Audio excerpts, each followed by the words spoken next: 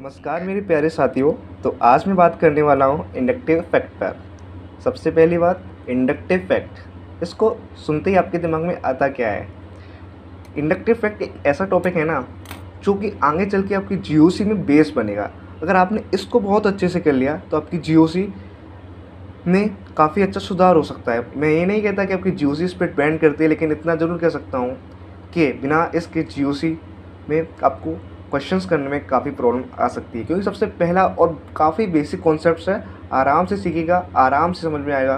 Proper notes के साथ में बताऊंगा आपको क्या नोट करना है, क्या नहीं करना है, सब कुछ बता के चलूँगा।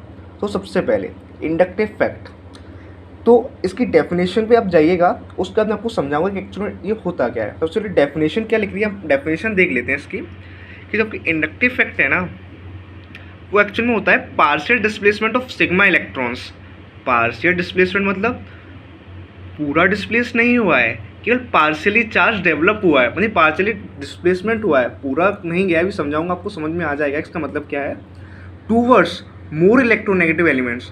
अब हमने ये तो पढ़ रखा है कि जो मोर इलेक्ट्रोनेगेटिव है वो लेस इलेक्ट्रोनेगेटिव से अपनी तरफ इलेक्ट्रॉन्स खींचता है। ये तो हमने भी सीखा है। किसमें सीखा था? केमिकल बॉन्डिंग में पढ़ा था हमने। और आप अगर आपने नहीं पढ़ा है तो ही कोई दिक्कत नहीं है। इसमें केवल बेसिक सा कॉन्सेप्ट ये है कि जो आपका लेस इलेक्ट्रोनेगेटिव एलिमेंट होता है और जब आपका मोर इलेक्ट्रो एलिमेंट होता है, तो जिसमें मोर इलेक्ट्रोनेगेटिव लेस इलेक्ट्रोनेगेटिव से इलेक्ट्रॉन अट्रैक्ट करता है, मतलब इलेक्ट्रॉन की तरफ खींचता है, पूरे नहीं ले जाता। लेकिन एक बॉन्ड पोलराइजेशन शब्द का यूज़ कर रहा हूँ मैं, वो बॉन्ड को पोलराइज करा देता है, मतलब अपनी तरफ थोड़ा थोड़ा शिफ्ट कराने की कोशिश करता है। लेकिन अभी तो आपको समझ में नहीं आया भाई, कुछ भी समझ नहीं आया, लेकिन आगे चलते हैं ना भाई, सब कुछ समझ में आएगा। अभी तो मैंने डेफिनेशन बताई, उससे कोई खास थोड़ा बहुत आपको 10% समझ में आया होगा। अब जैसे जैसे आगे बढ़ेंगे आपको सारी चीज़ें समझ में आने लगेंगी। अब भाई साहब चलो आगे चलते हैं भाई, चलो आपने कहा है तो चलो आगे चलते हैं। हाँ, तो इसमें क्या हो रहा है, जैसे कि ये 3 कार्बन की चेन बना रखी है मैंने, ये 1 2 3, और ये फ्लोरीन है उसके साथ में। अब ये फ्लोरीन भाई साहब उसके साथ में है, तो हमने तो ये पढ़ रखा है कि भाई fluorine is the most electronegative element of the periodic table. Periodic table chapter उन्होंने पढ़ा था, नहीं पढ़ा है तो भी कोई दिक्कत नहीं, आप समझ लीजिए कि ज़्यादा इलेक्ट्रोनेगेटिव होता है। अब ये 3 कार्बन की चेन है, अब 3 कार्बन की चेन उसके साथ फ्लोरीन अटैच्ड है। अब तो इसमें इंडक्टिव इफेक्ट कैसे आया भैया? तो मैंने क्या बताया था आपको कि इंडक्टिव इफेक्ट होता क्या है। इसका मतलब होता है कि पार्शियली इलेक्ट्रॉन्स का डिस्प्लेस होना, पार्शियली सिग्मा इलेक्ट्रॉन का डिस्प्लेस होना। अब भाई साहब तो इसमें देखिए आप, फ्लोरीन क्या है? ज़्यादा इलेक्ट्रोनेगेटिव। तो फ्लोरीन कर क्या रहा होगा इसमें? जो उसके पास वाला कार्बन है ना भाई साहब, जो इसके पास वाला एक कार्बन है ना भाई साहब, इस कार्बन से क्या कर रहा होगा? कार्बन से अपनी तरफ इलेक्ट्रॉन को पोलराइज करवा रहा होगा, सिग्मा इलेक्ट्रॉन्स को पोलराइज करवाना होगा। ये किससे बना हुआ है? सिग्मा बॉन्ड ही तो है फ्लोरीन और कार्बन के बीच में।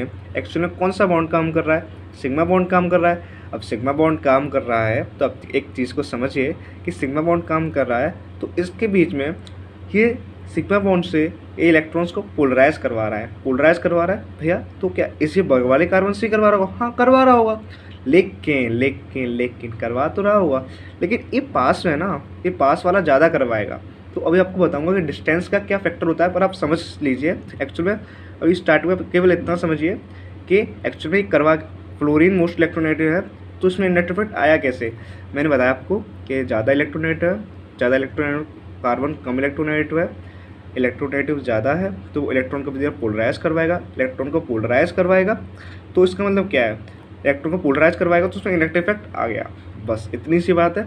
सबसे ज़्यादा ये इसके पास में ज़्यादा है तो इसमें इंडक्टिव इफेक्ट ज़्यादा लगेगा, इससे कम इसमें लगेगा, सबसे कम इसमें लगेगा। क्योंकि भाई एक चीज़ सोचिए आप करंट है, करंट होता है ना करंट, अब करंट को अब जो करंट है ना, करंट जैसे करंट है, अब वो उसके चारों तरफ इलेक्ट्रोमैग्नेटिक फील्ड होता है ना, मैग्नेटिक फील्ड होता है। अब अगर आप मैग्नेटिक फील्ड से दूर चले जाओगे तब उसका इफेक्ट आपको कम लगेगा, जब उसके आप पास ज़्यादा होगी तो उसका इफेक्ट ज़्यादा लगेगा। इसमें वही वाला कॉन्सेप्ट लगाते हैं और उसमें कोई ज़्यादा खास टेंशन लेने वाली बात है नहीं। तो देखिए अब मान लीजिए कि इसमें क्या है, सिंपल एक 6 साइक्लोहेक्सेन बना हुआ है, 6 कार्बन का।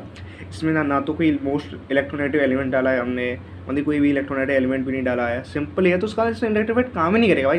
कार्बन कार्बन एक दूसरे में क्यों इंडक्टिव इफेक्ट लगाने लगे भाई? उनकी ये तो सेम है ना, उनकी इलेक्ट्रोनेगेटिव सेम है, जब उनकी इलेक्ट्रोनेगेटिव सेम है तो वो क्यों इंडक्टिव इफेक्ट लगाएंगे? लेकिन इस वाले को देखिए आप, ये वाला है ना, ये वाला, इस वाले को आप देखोगे, इस वाले को जब आप देखोगे तब घूरोगे इसको कि भाई इसमें तो O अटैच्ड है, OH अटैच है ना, साइक्लोहेक्सेन के साथ OH अटैच है।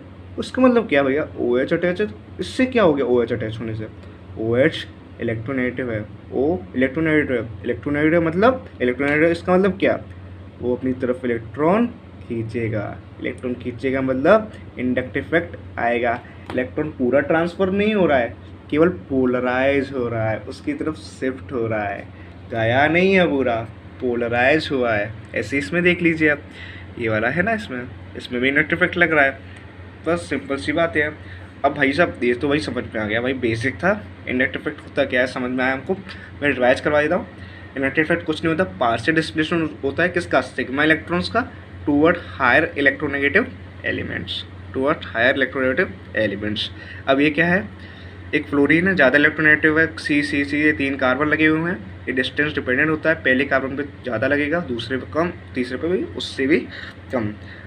मैंने आपको एग्जांपल दिया, अगर ये 6 कार्बन है और इसके बीच में कुछ वो है ही नहीं, इलेक्ट्रोनेगेटिव एलिमेंट है ही नहीं, तो उसका मतलब क्या है? Non inductive effect. उसके अलावा ये आपका OH में O ज़्यादा इलेक्ट्रोनेगेटिव है तो अपनी इलेक्ट्रॉन खींच रहा है, बस सिंपल सी बात है।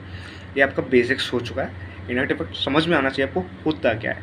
अब इसके बाद इसमें मैं आपको बताने वाला हूँ, वो है मोस्ट, वहीं से आना है।